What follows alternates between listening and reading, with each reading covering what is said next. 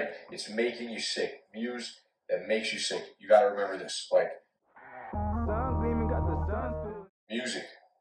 We got to talk about music. Music is the muse that shows up, and it makes you sick.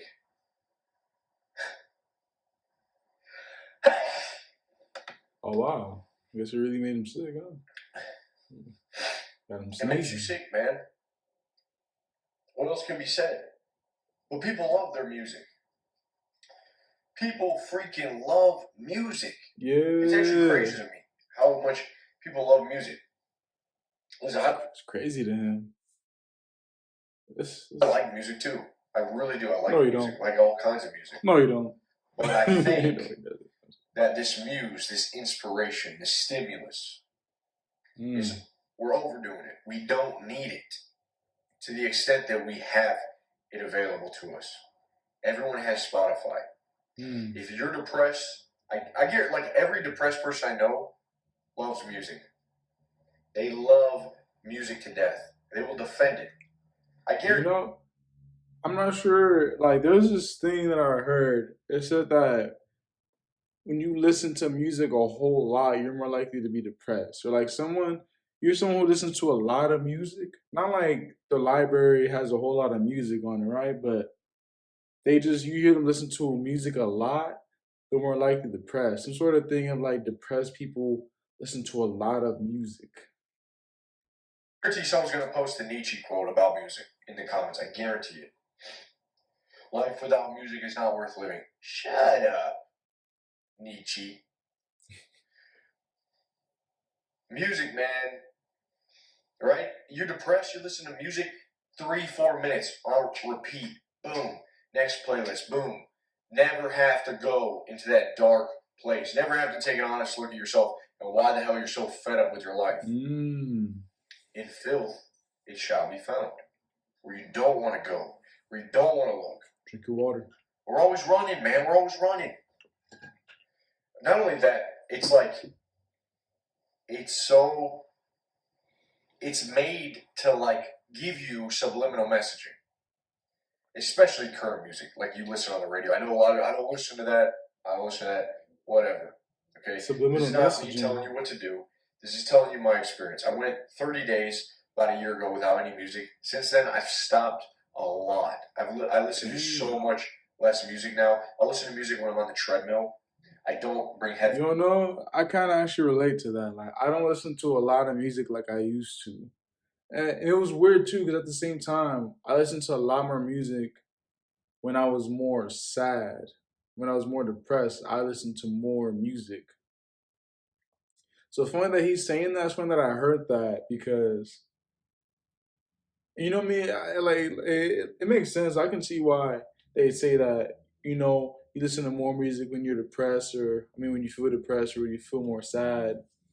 That thing of just like, it takes up that kind of space, kind of takes up you having to even really face it in a way. Like imagine when you're listening to a song, even if the song is about something similar to what you're going through or it expresses a similar feeling. You listening to that song, that's kind of your way of, I don't know, like channeling the emotion or something. Or when you're singing the song or even when you just listen to it, you're just like, you start feeling it. It's like you're feeling it. It kind of aids with the feeling, but it doesn't really help you. You know, like it aids the feeling, it helps the feeling, but it doesn't help you. Something like that. Something like that. I guess I got to think about this some more. Goes to the gym. I think it's very stupid and foolish to block off one of your main senses. I mean, that would be so foolish if I was to go outside and put these earplugs in my ears and walk around. I would be a fool for doing that. But I'm doing that with earphones in. Oh, but I want to work out. I want to mind my business.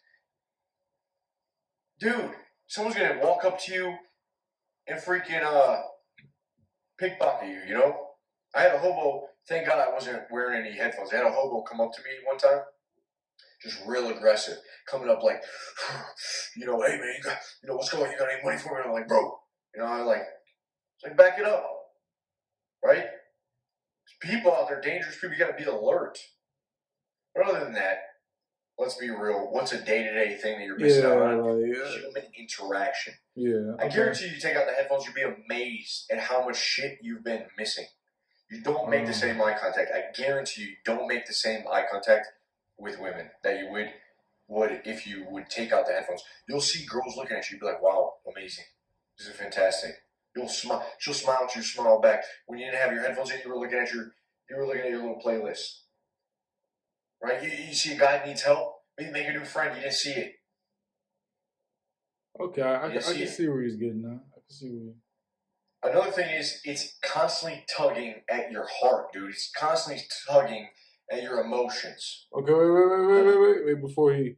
Okay, I can see what he means by that, because like when you're listening to music, when you have on the earphones too, especially, you are like minding your business, of course, or you're just to yourself, that rids the potential of any social like interactions or anything. Maybe somebody needs help, like you said, or even on your rest sets, you'd be like, "Hey, what's up? How's your set going?" Or even while you're walking through there, instead of walking through and you're all kind of to yourself, reserved, got on the earphones, it's like, "Hey, what's up?" Or someone walks by, give them a little nod. It's not like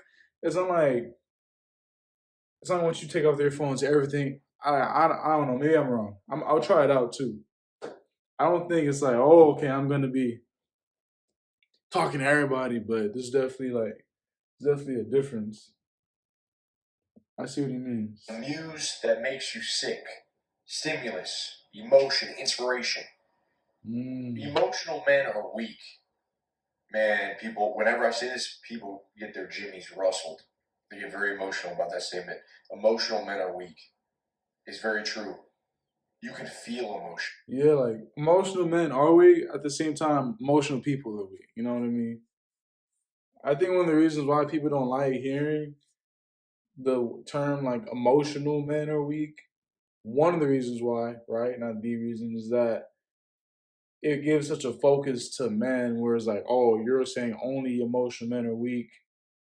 But it's like, no, like emotionalness, like when you're very emotional, you are much more vulnerable, which means you're gonna be weaker. And that's not a good thing. Like generally that's not gonna be a good thing. Of course, express emotions, be able to feel and channel and express and whatnot. But when it comes to being emotional is that extreme. You know what I mean? And when you're listening to music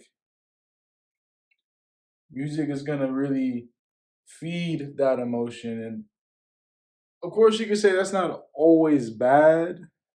You know what I mean? Like I don't think it's always bad if you're listening to maybe a song that makes you happy, or you know what I mean? Because a lot of songs are made like a lot of for example, right? I'm in music. One of the ways that I express myself is through music. When I make a song, that's one of the ways I express myself. That's one of the ways that I can channel an emotion into, right? To where I'm not sure if you can call that me being emotional, but rather than me, I don't know, acting out of emotion or something, or maybe that is me acting out of emotion, it's through the song. But let's see what else he has said. You're not supposed to be led by your emotions. Yeah. It has never been advantageous for a man to be emotional and to be filled with these things that pull him one way and this way and fritter about to the next thing. It's never been advantageous. We're supposed to be calm and grounded, be able to assert, be able to rationalize it. And the thing is, too, that might be one of the things that opposes like masculinity in a guy. Like if you're a singer and you're a guy, then if being emotional is what makes you weaker or is more feminine, right? And if when you're led by emotions into, like you say, like making the song. You're making the song, right, and you're emotional. You're full of emotion to where you're. That's the reason why you're making the song, to express it. And I would oppose you being this calm, collected, rational guy, wouldn't it? Like, I wonder when it comes to that artist part of it, where does that, like, what is the room for that? Because can you be masculine and be an artist, especially one that sings and songs, music? Because music isn't all. At music's day, you're always going to be some sort of a expression of a feeling, right? So is music only for girls in that sense? You know what I mean? And take More a look feminine at a people? situation. We're not supposed to be like these little fairies, freaking flying around crying and always like sad and then happy and then sad and then happy and depressed and low and riding this freaking wave. No, it's just not how it's supposed to be. We're not supposed to be like that. It's not benefiting us to be like this. And I know that this emotion, man, it's a learn because it makes you feel something. But again, if you are not feeling stuff, you need to turn out the noise, the weight of the noise. You're bombarded by freaking noise. Turn it down for a little bit. Get to understanding yourself. Because when you turn that music off, when you take the headphones off, when you're left to think, you develop your own opinions. You develop you become. This is what part of being a man I really believe is that you don't need anything.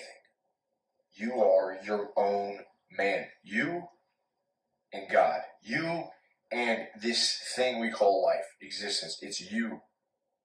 You don't need constant something external telling you how to feel, telling you how to think. It's you, man. And you get to know that part of yourself. You get to become that awareness that sees how you're thinking and why you feel the way you feel and why you are. Interesting. I guess my question would be, so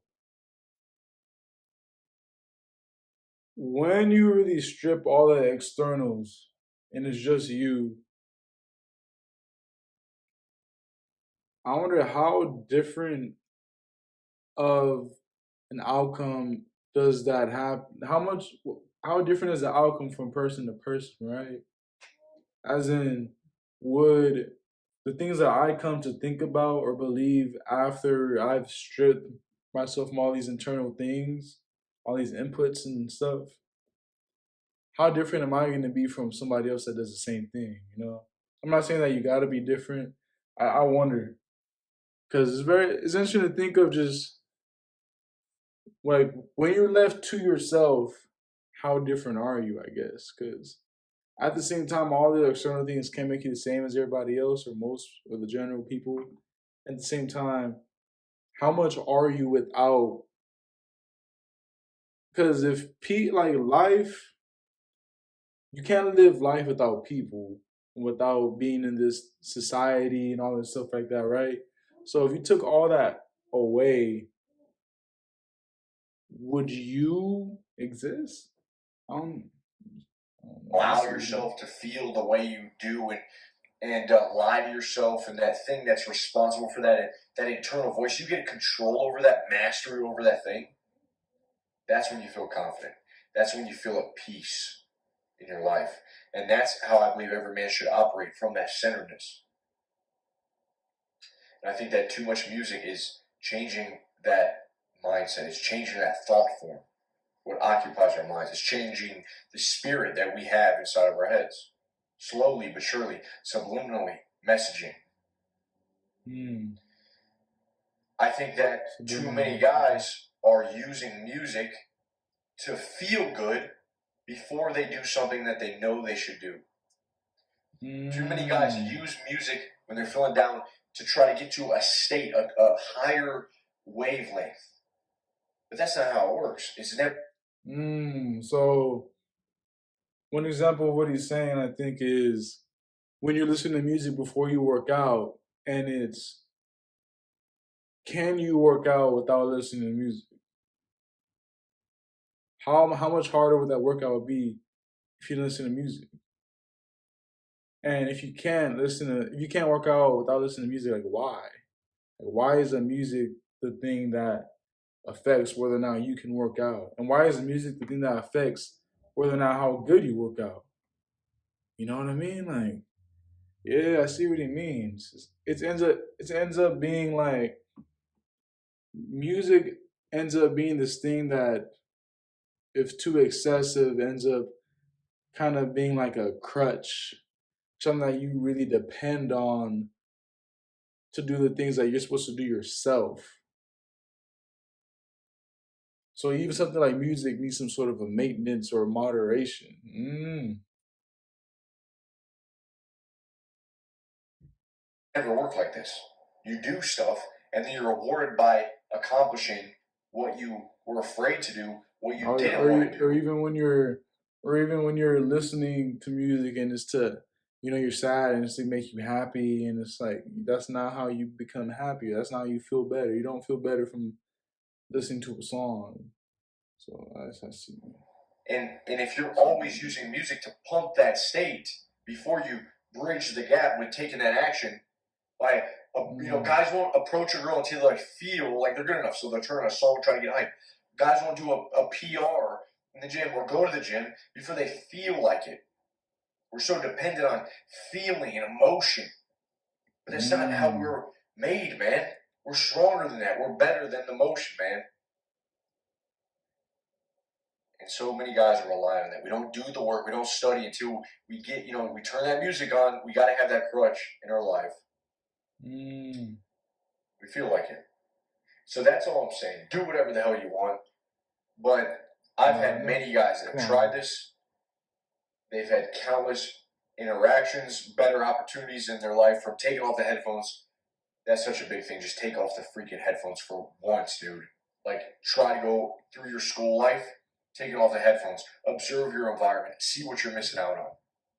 Get control of your mind. The mindset is powerful. You have to be the master. You got to be the captain of that thing. Interesting.